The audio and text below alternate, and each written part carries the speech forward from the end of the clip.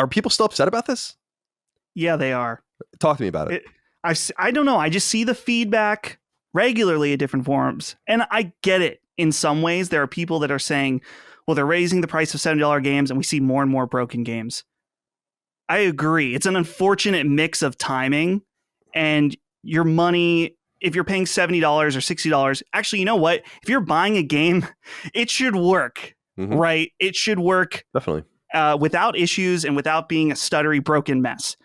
But I don't know. I feel like we're kind of mixing up the different issues going on here. The total lack of understanding around inflation to me is always the most baffling thing. And we've said this before, but Colin, I think it's worth stating again.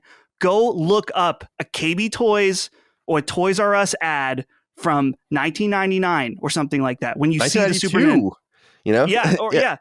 Look at the prices of Super Nintendo games back then. Look. And think about complaining again about $70 games. I know.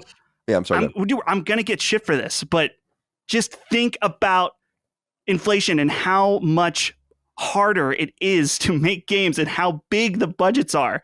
And I get it. There's a different type of volume involved, but they're still cheaper. Still. Yeah, and I think the volume thing is overstated in some way because, and this is something Jaffe was saying that we've brought up in the past when I was talking to him, was like, you can't, the amount of people buying core games does not move. It just stays the same. And this was something that was argued by Sean Layden back in the day, where they think it's like 250 million or something people at any given time. People flood in and they flood out at the same number. And so you have the same target of people, and people are buying more of the big games, but there are fewer million sellers than there used to be. Like a game reaching 1 million sold used to be a big deal. In fact, that was a big deal until 2 generations ago, but many, many games did. Now you have games just dominating at the top and games doing worse at the bottom, but it's the same amount of people. And I don't think people think about that, but it's true. And so I think that's a really misapplied thing. But I also think, to your point, and I don't mean this because I think most people do get it, but I do think there are earnestly some people that just don't get inflation. They don't know what it is. Yeah. Or different levels of currency between countries. Right. Like when people are like, I paid $120 in Australia for this. I'm like, you realize that your dollar and our dollar, they're different, right? Yeah. You get and that. A different minimum wage too. Not that totally equates, but if you think about an American minimum wage versus an Australian minimum wage and how many hours it would take someone at the base level to buy a game, totally different. At least our schools aren't shooting galleries. Oh, whatever. Have you guys... Yeah.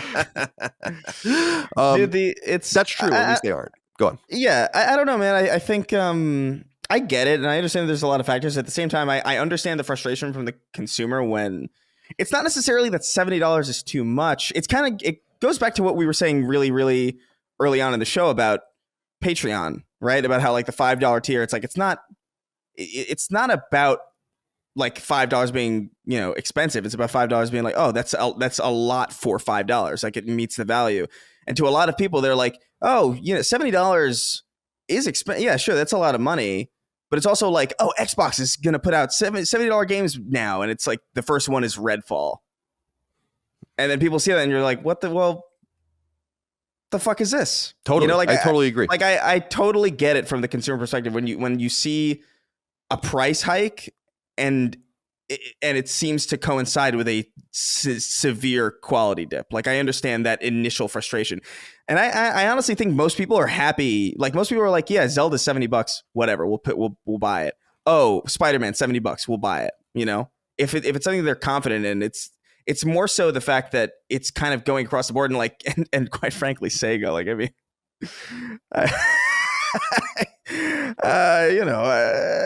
there's a case to be made that Sonic Frontiers isn't exactly something that it is the best-selling Sonic game. It is. So they look at it and they say, we don't give a fuck. Oh yeah, no, I understand. Which is so interesting. Like, I guess they just realized they're one of those brands. Sonic's one of those brands that's decoupled from critical reception. It's actually 100%. Similar to Pokemon in that way. Doesn't matter. Yeah. It just doesn't matter. And yeah, so I think I'm sorry, I interrupted you though. Is there something more you wanted to say? No, I just think it might be people not really understanding inflation. It might be this kind of like general financial ignorance. But I also just think on a core level for the consumer, it's less about $70 being too expensive and more about $70 not being justified by what they're getting. There are games that come out at $70 that are worth more than $70. There are games that come out at $70 where people have no issue. I haven't seen one person complain since Zelda came out that it was $70 because it works. It's functional.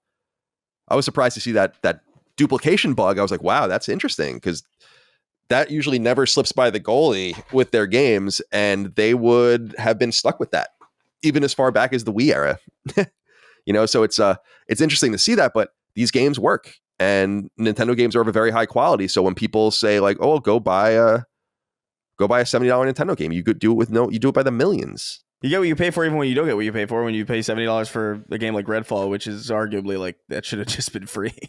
Right, but now see, this is where the consumer comes in. You got to make Microsoft pay for that, right? Or they're not going to care. It's the same thing we said for many years with EA, and now they're in great shape. But if you really hate these guys, you can't give them money. You want me to level with you? If someone's in my DMs and telling me how much they hate me, but they're paying me $5 a month, it's like, what do you want me to do with that information? That doesn't make any sense. Yeah. And that's kind of the data that you're sending them, and they'll be like, well, your money's as green as the person that likes FIFA, so okay. And then they just move on with their lives. You hit them where it hurts.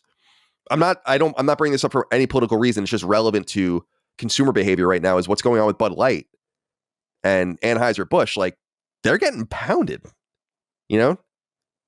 because people are making a choice about something, but that again requires collective action.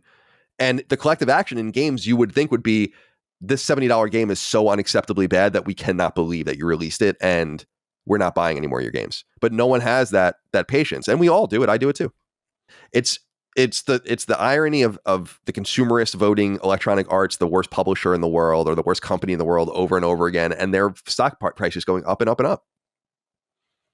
It's like, oh no, we're the worst company in the world. Is there in their luxury houses and private planes? Like, I don't know, man. I just don't know what people don't understand about that. But at brass tacks, you should get what you pay for. And I guess I'll put it this way, Chris, is that you're more apt to get what you paid for than not. In other words, if you pay $10 for a game, you're probably not going to get a AAA game, but maybe you did. But if you paid $70 for a game, chances are they're bold enough to ask for that, and you would hope there would be some sort of correlation behind the quality of the product. Right. And then you take that information into the future and use it. Like, yeah. If I were an Xbox, dude, if PlayStation released a game as bad as Redfall from first party, which they don't, they have, but not in a long time, then I would be pretty dismayed and maybe take some economic. If I was a fan of the brand, I'd be like, man, this is maybe a sign that I shouldn't be spending my money in a different way. If I see a company like Nintendo releasing a game like Zelda to critical acclaim and 12 million sold in 3 days or something, my mind is the exact opposite. My mind's like, wow, there must be something to this. I don't know. It's just that simple.